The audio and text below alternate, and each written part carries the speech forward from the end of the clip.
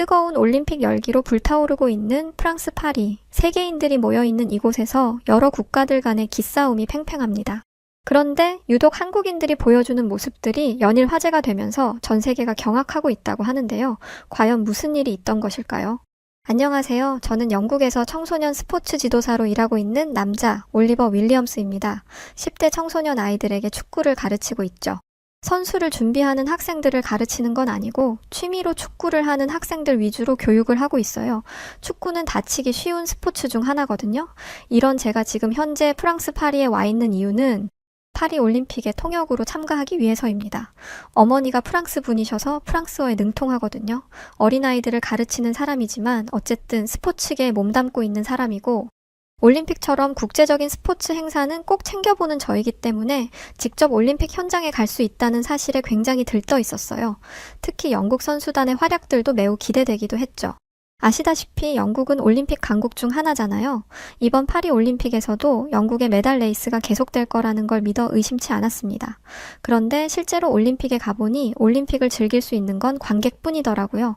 저는 종일 이곳저곳을 다니며 영국 선수들의 인터뷰를 도와주고 프랑스 현지 정보를 영국 방송사인 BBC나 신문사에 전달하는 역할을 해야 했습니다.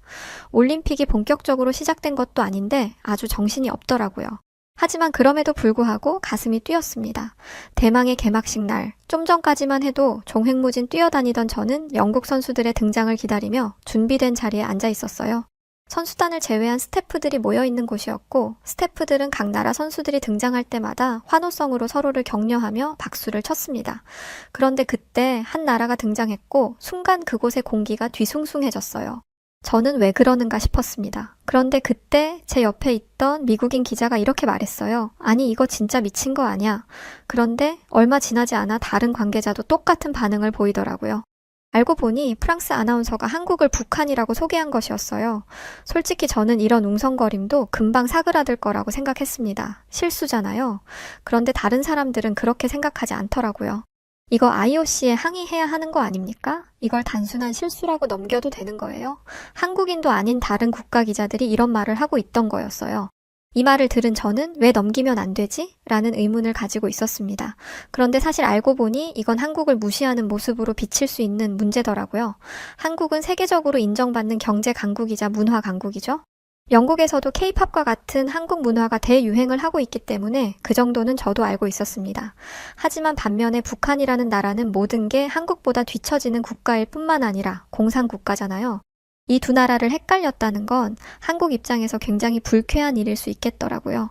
게다가 두 나라는 정치적으로 대립하고 있으니 한국 입장에서는 더더욱 화가 날 수 있는 상황이라 여겼습니다. 그런데 궁금했던 게 대체 왜 한국과 연관도 없는 외국인들이 더 열받아 하는지는 잘 이해가 안 되더라고요. 그래, 실수는 했지. 하지만 자기들 국가도 아닌데 이렇게 난리칠 일인가? 라는 생각을 했었죠. 가만히 앉아서 상황을 지켜보니 다들 한국에 대해 아주 좋은 이미지를 가지고 있는 것 같았습니다. 그중에는 한국이 이번 올림픽에서 좋은 성적을 거둘 것을 기대했는데 시작부터 이렇게 되어버렸으니 한국 선수들이 이런 일로 불쾌해하지 않았으면 한다는 외국 기자들도 여럿 있었죠. 참 아이러니했습니다. 왜지? 아니 자기들 국가 선수들도 아닌데 말이죠. 솔직히 말해서 저는 한국이라는 나라에 대해 별로 관심이 없었습니다. 제 눈에 한국은 그저 작은 아시아 국가 중 하나일 뿐이었거든요. 영국과 비교하면 턱없이 작고 보잘것없는 나라에 불과했으니까요. 역사도 짧은 것 같고 세계적인 영향력도 영국에 비하면 아직 부족하다고 생각했습니다. 영국 문화의 역사를 무시할 사람은 전 세계에서 아마 어디도 없을 거예요. 셰익스피어, 비틀즈, 해리포터 같이 세계적인 문화의 아이콘이니까요. 또 산업혁명을 일으키고 한때 전 세계의 4분의 1을 지배했던 대영 제국의 후예인 우리와 비교했을 때 한국은 전 세계에 이 정도의 힘을 과시한 적이 없던 걸로 알고 있습니다. 그러니까 한국을 의식할 이유가 전혀 없었던 거죠. 그런데 모든 사람들의 이목이 집중된 곳이라는 걸 알고 나니 관심이 조금 생기더라고요. 이 관심으로 인해서 저는 사실 한국이라는 나라를 다시 보게 되고 왜 해외 각국의 많은 사람들이 한국의 눈치를 살살 보면서 한국을 가르켜 엄지를 척하고 들어 올리고 있었는지 이해할 수 있었습니다. 하지만 당시에 한국 선수나 한국 사람을 만날 기회는 없었어요. 본격적인 경기들이 시작된 후에야 보게 되었죠. 영국 선수와 한국 선수 둘 다 출전하는 예선이었습니다. 그런데 중국인들도 여럿 있더라고요. 사실 왜 왔나 싶었습니다. 중국의 자국 선수들이 출전하는 경기도 아닌데 커다란 중국 국기를 가지고 온 게 이상하잖아요.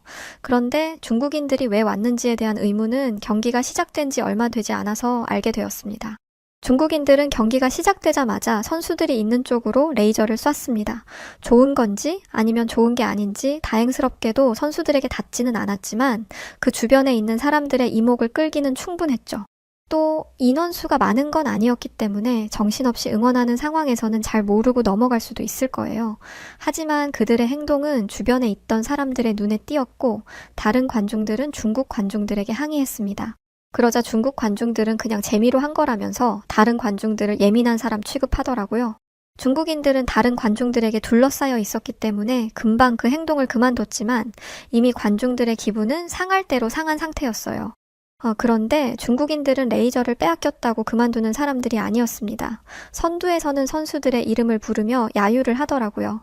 솔직히 저희 영국 선수들이 출전한 경기이다 보니 개인적으로 짜증이 났었습니다.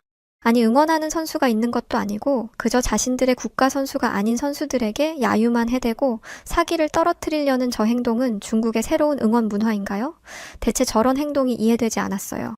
저는 중국인들의 비매너 행동이 여기서 끝나기를 바랬지만 그들은 멈출 줄을 몰랐습니다. 또 다른 경기에서는 다른 나라 선수들이 중국 선수들을 제치고 전진하려고 하면 그 순간 상대 선수의 이름을 부르며 야유를 했죠. 저희 영국 선수에게도 마찬가지였어요. 솔직히 저희 선수들한테도 그런 비매너 행동을 하니까 화가 났었습니다. 그리고 경기 발표 같은 건 관심도 없다는 듯 경기를 종료하는 휘슬이 울리자마자 그들은 자리를 떠났습니다. 진짜 이해가 안 되더라고요. 괜히 와서는 사기를 떨어뜨리고 좋은 기억을 만들기 위해 온 사람들의 기분이나 상하게 하고 말이죠. 그런데 사실 이런 불쾌감을 느낀 건 저뿐만이 아니었습니다. 경기장 밖으로 나가니 사람들이 싸우고 있더라고요. 중국인 무리와 독일인 무리였죠. 어쩌다 싸움에 불이 붙은 건지는 모르겠지만 분위기가 굉장히 살벌하더라고요. 독일인들은 중국인들의 행동을 강력하게 비판했습니다. 중국인들의 행동은 올림픽 정신을 심각하게 훼손하는 거였고 페어플레이와 상호 존중, 평화와 화합이라는 가치를 훼손시키는 행위였어요. 물론 중국인 모두가 그런 건 아닙니다. 일부 팬들의 행동이었죠. 독일인들은 중국인들에게 앞으로도 이런 행동을 하면 조직위원회에 정식으로 항의할 것이다 라며 일부 중국인들의 행동에 불만을 표시했습니다. 그런데 그 중국인들은 왜 우리를 무시하냐면서 목소리를 높이기 시작했어요. 중국인들이 화내는 건 처음 봤는데 정말 시끄럽더라고요. 이러다가 진짜 싸우는 거 아닌지 조마조마하며 지켜보던 중에 갑자기 한 무리의 사람들이 나타났습니다. 한국 국기를 가방에 꽂고 있는 한국인들이었죠. 네, 맞습니다. 개회식 때 한국을 북한으로 잘못 부른 것을 오히려 외국인들이 더 화를 내며 한국 편에 서서 좀 아이러니했었던 그 나라, 한국. 그때 처음 가까이에서 그들을 보게 되었어요. 그 한국인들은 독일인과 중국인의 사이를 벌리며 그들을 진정시켰습니다. 이봐요 친구들, 진정하세요. 우리 모두 스포츠를 사랑해서 여기까지 온 사람들이잖아요. 선수들이 최선을 다해 경기할 수 있도록 도와주는 게 우리의 역할이지 불필요한 감정 싸움은 그만하도록 합시다. 하지만 쉽게 진정될 일이 아니었어요. 특히 중국인들은 더욱 말이죠.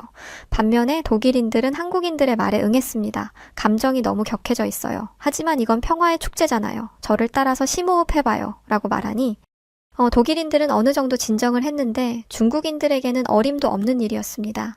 저는 저 중국 사람들은 정말 구제불능이구나. 그냥 관계자를 불러야겠다라고 생각하며 자리를 떠나려고 했습니다. 그런데 한국인이 놀라운 행동을 보이자 퍼덕이는 닭처럼 날뛰던 중국인 관중이 흥분을 가라앉히기 시작했어요. 말을 꺼낸 건 백발의 한국인 할아버지였는데 그분은 아주 능숙하게 중국어를 하시더라고요. 대체 무슨 마법을 부렸길래 저 중국인을 얌전하게 만든 건지 너무 궁금해서 그나마 얌전하게 상황을 지켜보던 한 중국인에게 물어보게 되었습니다. 들어보니 저 할아버지가 했던 말은 옛날에 공자님께서 화의부동이라 말씀하셨고 남들의 뜻에 휘둘려서는 안 되지만 서로 화목하게 지내야 한다는 뜻이라며 남의 생각에 휘둘릴 필요는 없지만 화목하게 지내는 건 필요해요 라고 말씀하셨더라고요. 공자라는 사람의 이름도 처음 들었고 화의부동이라는 건 더 생소했지만 뭔가 있어 보이는 말이었어요. 한국인들은 절대 얌전해지지 않을 것 같던 중국인들에게 우리 모두 다른 나라에서 왔지만 올림픽이라는 하나의 축제를 즐기러 온 거잖아요. 서로 존중하면서 올림픽을 즐겼으면 좋겠네요. 라고 말하며 자리를 떠났습니다. 이 모습을 지켜본 중국인들은 자신들의 행동을 부끄러워했고 독일인들도 마찬가지로 민망해했죠. 한국인들의 중재 덕분에 중국과 독일의 관중들은 서로 악수를 하고 헤어졌습니다. 중국인들은 앞으로는 이런 행동을 하지 않겠다고 약속까지 했죠. 저는 말 한마디로 사람이 이렇게 바뀔 수 있다는 점에 놀라고 있었을 무렵 경기장 안에 제 짐을 그대로 두고 나왔다는 사실을 깨닫고 정말 기겁하며 더 놀랐습니다. 서둘러 다시 경기장 안으로 뛰어 들어가면서 누군가가 분명 가져갔을 거라는 걸 거의 99% 확신이 들었어요. 당연하죠. 그 많은 사람들이 있던 자리에 가방이 있을 리 없을 테니까요. 그래도 혹시나 하는 마음에 뛰어갔습니다. 그런데 경기장 안에 들어가니 제 예측은 틀리지 않았어요. 가방이 감쪽같이 사라졌거든요. 그런데 가방이 사라진 걸 알아차린 그때 누군가 저를 불렀고 고개를 돌리자 그 사람이 제 가방을 들고 있는 게 보였어요. 혹시 이 가방 찾으시는 건가요? 저는 진짜 정말 깜짝 놀랐습니다. 네, 맞아요. 혹시 제 가방을 챙겨주신 건가요? 이렇게 묻자 그 사람은 무슨 당연한 걸 묻냐는 표정으로 그렇다고 하더라고요. 이 넓은 경기장을 다 찍고 있는 카메라가 있는 것도 아니고 경기장 안에는 쓰레기를 치우는 봉사자 몇 명만 있을 뿐이었어요. 남의 가방 하나 가져간다고 뭐라 할 사람이 없다는 거죠. 제 가방을 보관해준 사람은 다름 아닌 한국인이었습니다. 그 한국인은 저에게 가방을 주며 주인이 안 나타나면 진행팀한테 가져다 주려고 했어요. 가방 주인이 돌아와서 정말 다행이네요. 라고 말했습니다. 이때의 감동은 정말 이루 말할 수 없었습니다. 솔직히 이런 상황을 전혀 예측하지 못했거든요. 감동에 빠져있던 제가 인사를 하고 돌아 나가려던 그때 경기장 안에 남아서 쓰레기를 줍고 있는 한국인들이 보였습니다. 저는 한국인 관중들에게 대체 지금 뭘 하는 거냐고 물었어요. 그러자 그들은 청소하시는 분들이 몇 분 안 계신데 경기장이 너무 지저분해서 쓰레기를 정리하고 있다라고 하더라고요. 아무도 시키지 않았는데 자발적으로 나서서 쓰레기를 정리하다니 어떤 이는 어디서 가져왔는지 청소 도구까지 가져왔더라고요. 저는 통역 일을 하기 위해 금방 자리를 떠나야 했어서 한국인들을 돕지는 못했지만 나오는 길에 있던 쓰레기 몇 개를 가지고 나오는데 기분이 묘하더라고요. 이런 일을 해야 한다고 생각해 본 적도 없고 한 적도 없었거든요. 제가 더 좋은 사람이 된 것 같은 기분이라 뿌듯하기까지 했죠. 저는 한국인들에게 배울 점이 2개나 생긴 것이었어요. 개회식 이후에 생긴 약간의 관심이 호감으로 변하는 데까지 얼마 걸리지 않았던 것입니다. 한국인들의 지혜로운 중재 능력과 배려심 깊은 행동, 솔선수범하는 모습까지 눈을 뗄 수 없는 시민의식이더라고요. 이게 올림픽 정신이 아니라면 대체 뭐가 올림픽 정신이란 말이죠? 아직 올림픽이 시작된 지 얼마 되지 않았음에도 불구하고 한국인들이 이런 모습을 보여주다니 올림픽이 끝날 시점이 되면 한국이 더 대단한 것을 보여줄 거라는 확신이 들었어요. 이후에 다시 보게 된 한국인들은 올림픽 경기 시상식 때였습니다. 시상식을 지켜보는데 뭔가 신기하더라고요. 바로 선수들이 셀카를 찍는 것이었어요. 지금까지의 올림픽 시상식에서는 휴대폰을 포함한 모든 개인 소지품 반입이 금지되어 있었어요. 올림픽 공식 미디어만 시상대를 원거리에서 촬영할 수 있었죠. 그래서 선수들이 셀카를 찍을 때 제가 뭔가를 잘못 본 줄 알았습니다. 게다가 손에 들고 있는 게 스마트폰이라고 하기에는 작고 손바닥으로 가려질 정도였거든요. 그런데 그건 정말 스마트폰이 맞았고 반으로 접힐 뿐만 아니라 각도를 이리저리 조정할 수 있는 핸드폰이었어요. 게다가 그 핸드폰으로 찍은 사진은 에슬리 365라는 앱에 실시간으로 연동돼서 사진을 쉽게 공유할 수 있더라고요. 그리고 그 스마트폰을 만든 게 한국의 삼성이라는 점에서 크게 놀랐습니다. 삼성이 스마트폰에서 세계적으로 유명한 건 알고 있었지만 삼성이 만든 스마트폰을 보니 AI 시대라는 게 확 실감되더라고요. 사실 저는 지금까지 한국의 휴대폰이 아닌 애플사 제품만 써왔거든요. 또한 보수적인 스포츠계에 몸담고 있을 뿐만 아니라 변화에 둔한 영국인이라서 AI 아무리 떠들어대도 별로 와닿지 않았어요. 그런데 올림픽 시상대 위의 장면마저 바꿔버리는 한국의 기술력을 보고 나니 이렇게 살아서는 안 되겠다 싶더라고요. 뭔가 세계의 흐름에서 많이 벗어난 듯한 기분이었습니다. 저는 영국 스태프들이 모인 자리에서 한국이 만든 스마트폰에 대해 이야기했는데요. 그 자리에 있던 선수 몇 명이 주머니를 뒤적이더니 제가 보고 싶어 했던 그 스마트폰을 꺼내 보여주더라고요. 알고 보니 삼성 올림픽 체험관에서 선수들에게 AI를 탑재한 핸드폰을 무려 17,000대나 배포한 거였어요. 핸드폰에 AI가 탑재된 것도 놀라운 일인데 그걸 그냥 뿌려버리다니 핸드폰 하나당 200만 원이라고 치면 340억이나 되는 금액이잖아요. 삼성이라는 회사가 크다는 건 알고 있었지만 정말 이 정도일 줄은 몰랐어요. 그리고 한국이라는 나라에 이렇게 어마어마한 사이즈의 회사를 보유하고 있다는 것 또한 놀라운 일이었습니다. 선수들은 삼성 스마트폰의 놀라움에 대해 입이 마르도록 칭찬했고 미국 애플사를 평생 동안 써온 선수들도 이젠 삼성 핸드폰으로 갈아타야겠다는 말까지 하더라고요. 밤에 숙소에 돌아와서 한국에 대해서 알아봤는데 한국은 70년 전만 해도 세계에서 가장 가난한 나라였었어요. 지난 1950년 6월 25일 한국은 한반도에서 큰 전쟁을 치렀었고 그로 인해 한국은 폐허가 되다시피 했을 정도로 큰 어려움을 겪었다고 하더군요. 이 전쟁으로 많은 세계 국가들이 한국전쟁에 도움을 주기 위해 참전했었고 희생 또한 많았었다고 해요. 당연히 우리 영국에서도 많은 용사분들이 목숨을 잃었습니다. 그런데 제가 이런 내용들을 보다가 한국이라는 나라에 대해 정말 큰 감동을 하게 된 일은 바로 70년이 훌쩍 지난 지금까지도 그 한국의 후손들이 전 세계에서 한국전쟁에 참전했던 용사들을 잊지 않고 기억하고 있다는 점이었습니다. 사실 많은 참전 용사분들이 곳곳에서 어려운 환경에 놓여 있다고 합니다. 하지만 한국은 그런 용사분들을 돌보기 위해 끊임없이 찾아내어 보답하고 있었죠.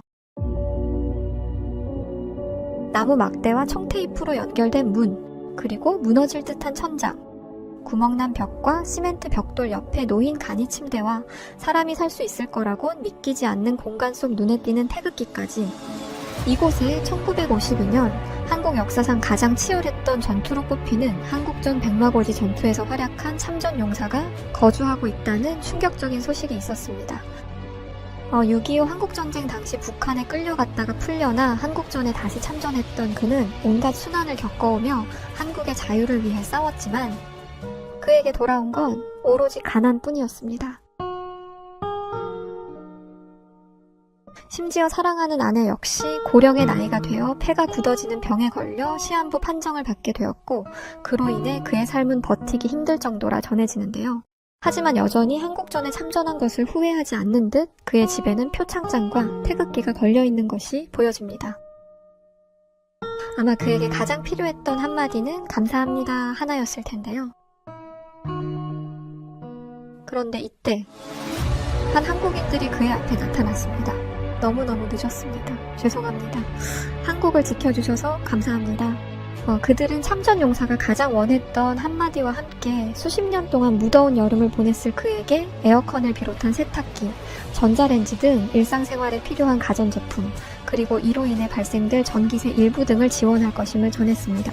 자신의 삶을 위해 당장의 지원을 결정한 한국인들에게 참전용사는 감격에 겨워했고 93세라는 나이, 국가에 헌신한 그 보답을 조금이나마 받게 된 것인데요. 이 한국인들은 인프레쉬라는 기업의 소속이며 한국전 참전 용사분들의 후원으로 국내와 국외에도 익히 알려져 있습니다. 얼마 전에는 피부암에 걸린 참전 용사가 씻지도 못하는 상황에 처하자 시급히 화장실 개선 후원을 진행하였고 이 외에도 한국을 비롯한 에티오피아, 필리핀, 콜롬비아, 태국까지 수천 킬로미터가 떨어진 곳이라도 한치도 망설이지 않고 찾아가 필요한 금전, 물품, 의료 지원 등을 진행했습니다. 이에 외신을 비롯한 해외 네티즌들은 한국이란 국가에까지 감동하고 있는데요. 인프레쉬가 이런 행보를 이어오는 이유는 아주 명확합니다.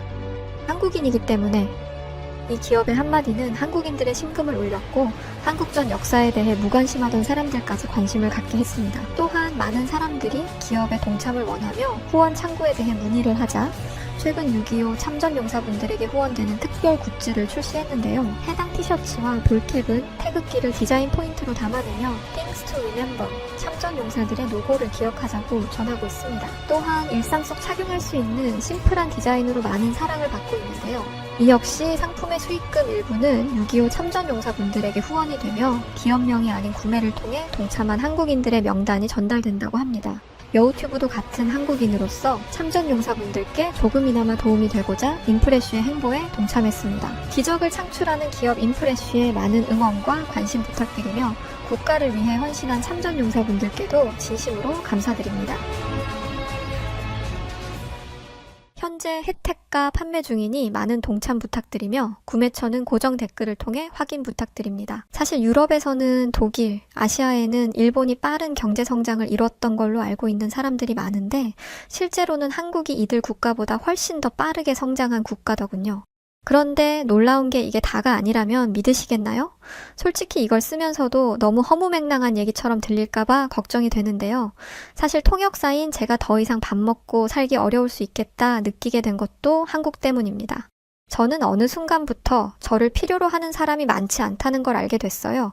어딜 가나 영어를 쓰는 사람이 많아서? 우리 선수들이 프랑스어를 잘해서? 아니었어요.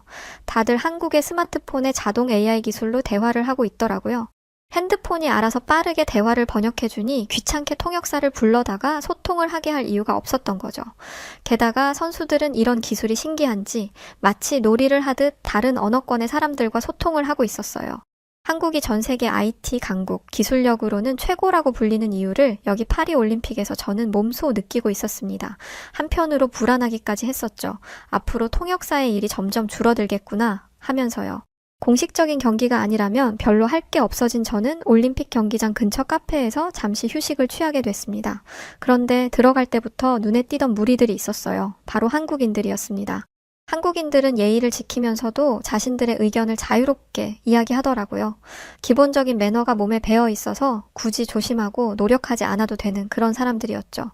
독일과 중국 사이에서 갈등이 있었을 때도 한국인들의 태도가 인상 깊었는데 이후에 만난 한국인들도 이런 행동을 보여주니 한국이라는 나라에 대한 신뢰도가 확 올라가더라고요. 사실 한국은 제가 자랑스럽게 여기던 영국의 많은 것들이 한국에서는 이미 발전된 형태로 존재하고 있었고 오히려 영국이 한국을 따라가야 할 수준이었습니다. 저는 잠시였더라도 한국을 얕봤던 제 자신이 부끄러워졌고 앞으로는 영국보다 작은 나라라고 해서 무시하는 행동은 절대 하지 않겠다고 다짐했어요. 한국인 관중들이 중국, 독일인들에게 깨우침을 줬던 것처럼 제게도 깨우침을 줬던 거죠. 그런데 이런 깨우침을 겪어야 했던 곳은 저뿐만이 아니었습니다. 한국인을 뭐 보듯 무시했다가 정말 제대로 큰 코 다쳤던 국가가 있었죠. 본격적으로 올림픽이 시작됐고 굵직굵직한 경기들이 계속 이어졌습니다. 그런데 그 와중에 한국은 양궁 경기에서 10연패라는 무시무시한 결과를 만들어냈습니다. 거의 금메달을 싹 휩쓸어 버렸죠. 사실 다들 아실지 모르겠지만 스포츠로서 양궁 경기를 시작한 나라가 바로 저희 나라 영국입니다. 19세기에 시작돼서 지금까지 이어진 거죠. 시작이 빠르다 보니 1861년에 이미 양궁협회를 조직해 활동하기 시작했죠. 현대의 양궁 경기를 체계적으로 조직하고 규칙을 정하는 중요한 역할을 한 곳이 영국의 양궁협회 그랜드 내셔널 아처리 소사이어티입니다. 그런데 현재 세계 양궁계는 한국이 주름 잡고 있어요. 이번 올림픽뿐만이 아니라 양궁이 처음 시작됐을 때부터 지금까지 쭉이요. 올림픽 10연패라면 총 40년 동안 정상의 자리를 지켰다는 건데 정말 이건 국적을 떠나서 존경받을 일이라고 생각합니다. 어떻게 모든 세대에 걸쳐 이런 능력자들이 태어날 수 있는 거죠? 물론 선진적인 훈련을 한다는 건 알고 있지만 제 생각엔 한국인들의 DNA에 특별한 무언가가 있는 게 분명해요. 그래서인지 세계 여러 나라에서 한국인 감독과 코치를 섭외하기 위해 부단히 애써 왔었는데 최근에 아주 재밌는 일이 있었습니다. 제가 통역사로 양궁 경기장에 갔을 때 사실 이상한 분위기를 감지했었어요. 사람들이 모여 무언가를 수군거리고 있었고 저는 무슨 일인가 싶어 한 관계자에게 다가가 물어봤었습니다. 혹시 무슨 일이 있길래 그러신 건가요? 그때 그분의 답변은 정말 충격적이었죠. 바로 인도 양궁팀에서 감독을 하고 있던 한국인 감독을 경질했다는 이야기였습니다. 그것도 심지어 파리에 도착한 당일에 말이죠. 정말 황당했을 겁니다. 파리 올림픽 현장에서 경질이라니요.